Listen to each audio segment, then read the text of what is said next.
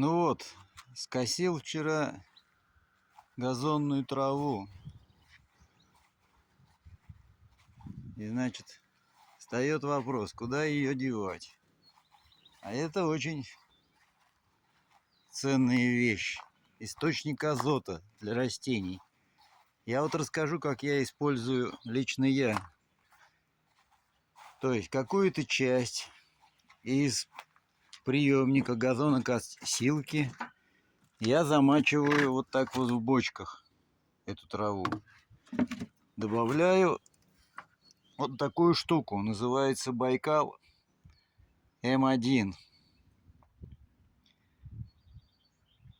И это очень хороший такой кладезь микроэлементов для подкормки.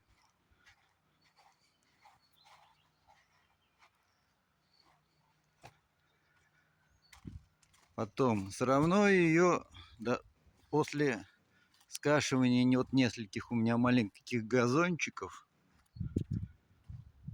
там еще перед домом, все равно вот надо куда-то ее использовать. Я заметил, даже некоторые выкидывают. А я вот так еще обкладываю вот помидоры или огурцы. И вокруг вот так вот обкладываю растения. Тоже она тут успешно утилизуется. Как бы при поливе опять же вот этим Байкалом, приготовленным раствором.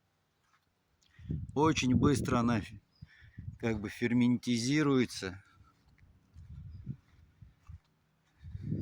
Так что вот такой круговорот газонной травы в природе происходит.